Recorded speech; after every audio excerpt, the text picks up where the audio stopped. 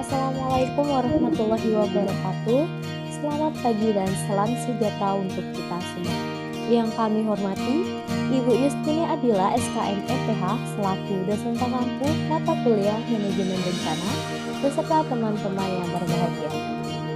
Baik, pada kesempatan pagi hari ini, kami dari kelompok 11 IKMA akan mempresentasikan hasil diskusi kami yang berjudulkan Penanganan Bencana, Tumpahan, dan Bocoran B3.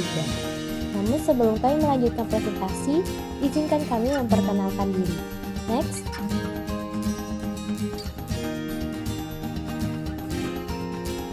Baik, langsung saja untuk yang pertama dipersilakan.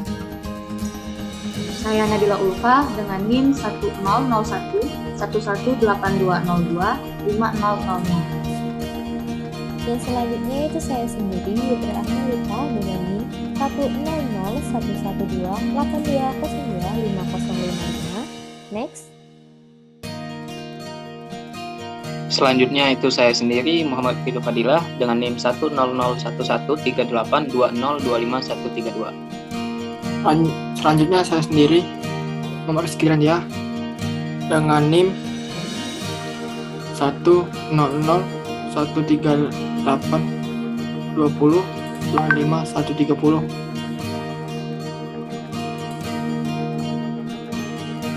Oke, next. Baik, selanjutnya adalah pemaparan materi. Untuk materi yang pertama yaitu mengenai apa itu B3 akan disampaikan oleh Saudara Rizky Diran. Kepada Diran dipersilakan. Baik, terima kasih moderator untuk kesempatannya. Sebelumnya, apa itu limbah B3? Next. Dalam Undang-Undang Dasar Republik Indonesia Nomor 32 Tahun 2009 tentang perlindungan dan pengelolaan lingkungan hidup dan peraturan lainnya di bawahnya mendefinisikan bahwa berbahaya dan beracun atau B3 adalah zat, energi, dan atau komponen lain yang karena sifat konsentrasi dan atau jumlahnya baik secara langsung maupun tidak langsung dapat mencemar dan atau merusak lingkungan hidup, membahayakan lingkungan hidup, kesehatan, kelangsungan hidup manusia, dan makhluk hidup lainnya. Next. Jenis-jenis limbah B3 berdasarkan sumbernya. Next. Jenis-jenis limbah B3 yaitu terbagi jadi 3. Yang pertama, limbah B3 dari sumber yang tidak spesifik. Limbah ini tidak berasal dari proses utama, melainkan dari kegiatan pemeliharaan alat inhibitor korosi, pelarutan kerak, pencucian, dan pengemasan lainnya. Yang kedua adalah limbah B3 dari sumber spesifik. Limbah ini berasal dari proses atau industri, kegiatan utama. Yang ketiga adalah limbah B3 dari sumber lain, yaitu limbah ini berasal dari sumber yang tidak diduga, misalnya produk kadaluarsa, sisa kemasan, tumpahan, dan buangan produk yang tidak memenuhi spesifikasi. Baik, itu saja yang bisa saya jelaskan. Kembali ke moderator. Baik, terima kasih untuk Saudara Diran atas pemaparan materinya. Untuk penjelasan materi yang berikutnya yaitu mengenai sifat dan klasifikasi limbah B3 akan disampaikan oleh Saudara Dido. Pada Dido dipersilakan. Baik, terima kasih moderator. Yang selanjutnya itu sifat dan klasifikasi limbah B3.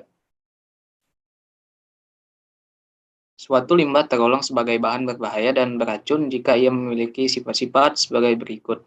Yang pertama itu bersifat mudah meledak. Limbah mudah meledak adalah limbah yang pada suhu dan tekanan standar dapat meledak karena dapat menghasilkan gas dengan suhu dan tekanan tinggi lewat reaksi fisika atau kimia sederhana. Kemudian yang kedua, bersifat pengoksidasi. Limbah pengoksidasi adalah limbah yang dapat melepaskan panas karena teroksidasi sehingga menimbulkan api saat bereaksi dengan bahan lainnya. Selanjutnya yang ketiga, bersifat mudah menyala.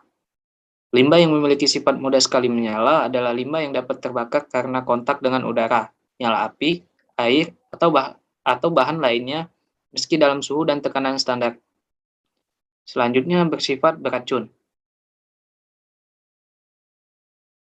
Limbah beracun adalah limbah yang memiliki atau mengandung zat yang bersifat racun bagi manusia atau hewan sehingga menyebabkan keracunan, sakit, atau kematian baik melalui kontak pernapasan kulit maupun mulut. Selanjutnya bersifat berbahaya. Limbah berbahaya adalah limbah yang baik dalam fase padat, cair, maupun gas yang dapat menyebabkan bahaya terhadap kesehatan sampai tingkat tertentu melalui kontak inhalasi ataupun oral. Selanjutnya bersifat iritasi.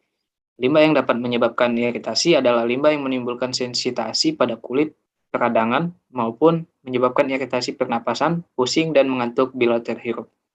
Selanjutnya itu bersifat korosif. Limbah yang bersifat korosif adalah limbah yang memiliki ciri dapat menyebabkan iritasi pada kulit, menyebabkan pengkaratan pada baja, mempunyai pH lebih dari 2 bila bersifat asam, dan pH lebih dari 12,5 bila bersifat basa. Selanjutnya itu bersifat berbahaya bagi lingkungan. Limbah dengan karakteristik ini adalah limbah yang dapat menyebabkan kerusakan pada lingkungan dan ekosistem. Misalnya limbah CFC atau klorofluorokarbon yang dihasilkan dari mesin pendingin. Yang selanjutnya itu bersifat karsinogenik, teratogenik, dan mutagenik. Limbah karsinogenik adalah limbah yang dapat menyebabkan timbulnya sel kanker. Teratogenik adalah limbah yang mempengaruhi pembentukan embrio, sedangkan limbah mutagenik adalah limbah yang dapat menyebabkan perubahan kromosom. Dan kemudian yang terakhir yaitu bersifat bahaya lain berupa gas. Sekian, saya kembalikan kepada moderator. Baik, terima kasih untuk Saudara Rido untuk penjelasan materinya. Oke, next. Materi yang berikutnya yaitu mengenai simbol B3 yang akan saya sendiri jelaskan. Nah, untuk simbol B3 ini sendiri itu ada 10 jenis. Simbol ini juga memberikan atau menunjukkan klasifikasi dari B3 itu sendiri. Yang pertama yaitu simbol mengenai yang bersifat mudah meledak atau biasa disebut dengan eksplosif.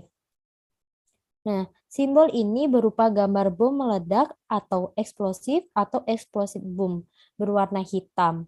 Simbol ini menunjukkan suatu bahan pada suhu ini atau tekanan standarnya 25 derajat Celcius 760 mmHg dapat meledak dan menimbulkan kebakaran atau melalui reaksi kimia fisika dapat menghasilkan gas dengan suhu dan tekanan tinggi dengan cepat dan dapat merusakkan lingkungan di sekitarnya.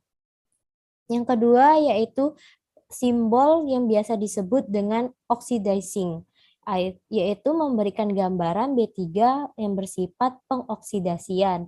Simbol ini berupa bola api berwarna hitam yang menyala. Simbol ini menunjukkan suatu bahan dapat melepaskan banyak panas atau menimbulkan api ketika bereaksi dengan bahan kimia lainnya, terutama bahan-bahan yang bersifat mudah terbakar meskipun dalam keadaan hampa udara.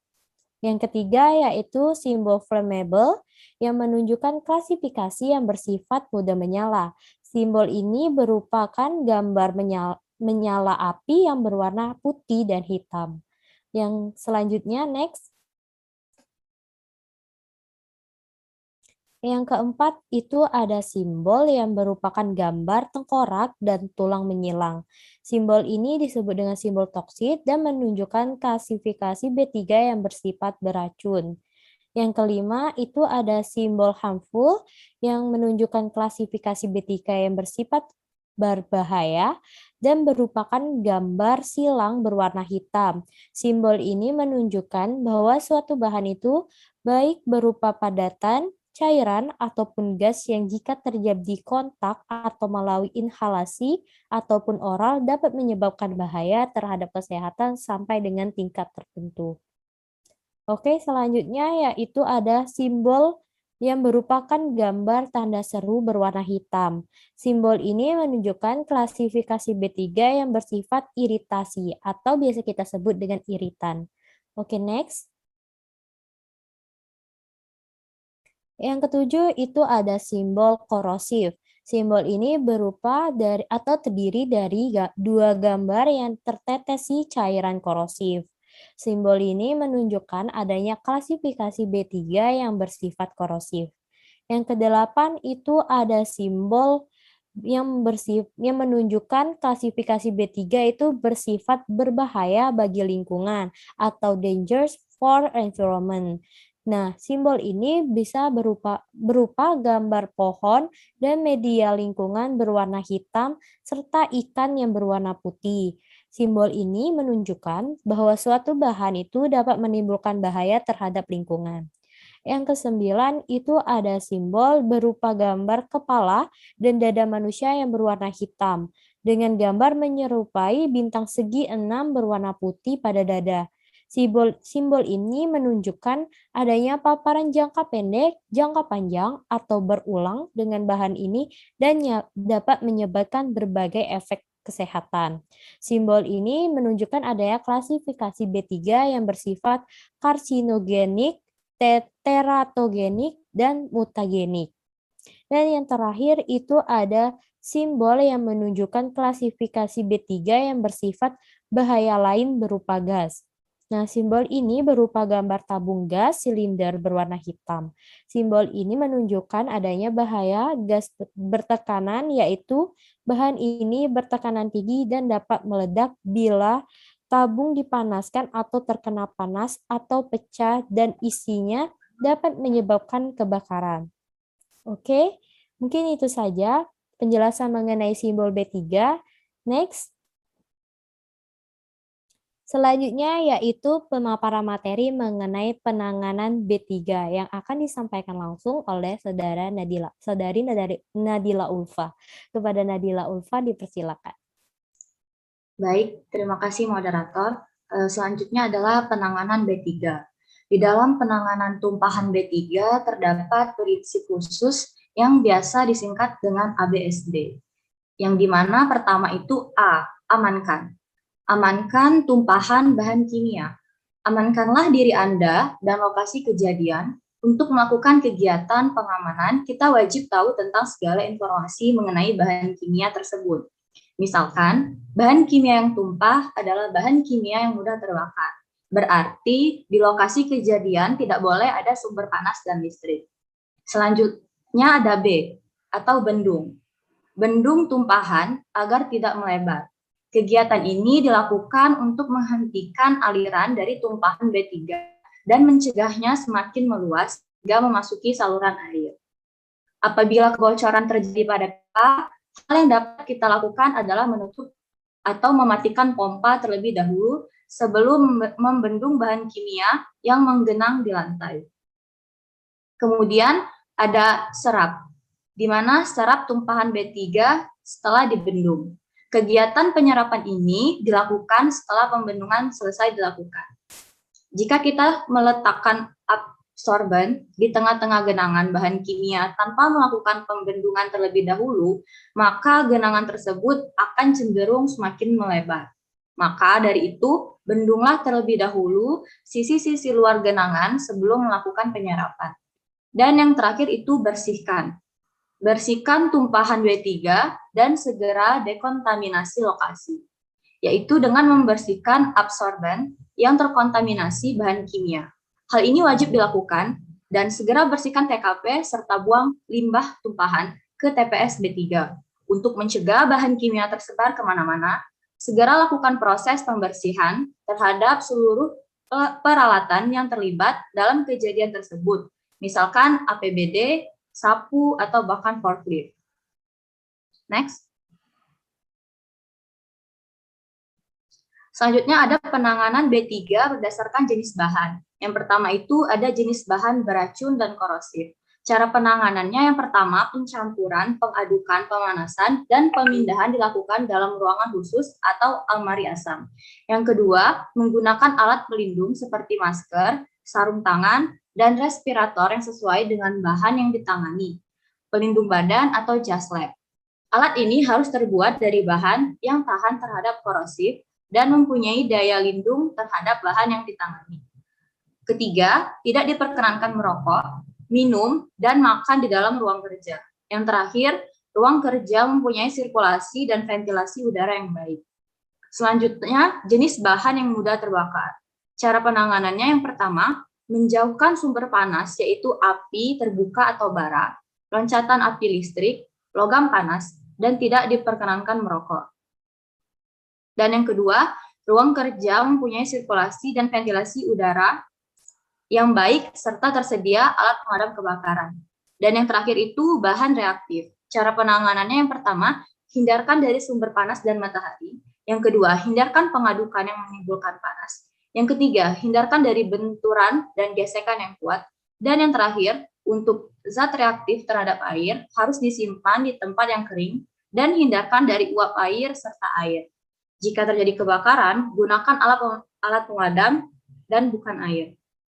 Saya rasa cukup, sekian terima kasih, saya kembalikan ke moderator. Baik, terima kasih untuk Saudara Nadila Ulfa untuk pemaparan materinya. Terima kasih sekali lagi kami ucapkan untuk teman-teman yang telah mempresentasikan dan juga teman-teman yang telah menyimak materi kami. Bila ada kesalahan, kami mohon maaf dan kepada Allah kami mohon ampun. Kami akhiri, wabillahi taufiq wal hidayah. Wassalamualaikum warahmatullahi wabarakatuh.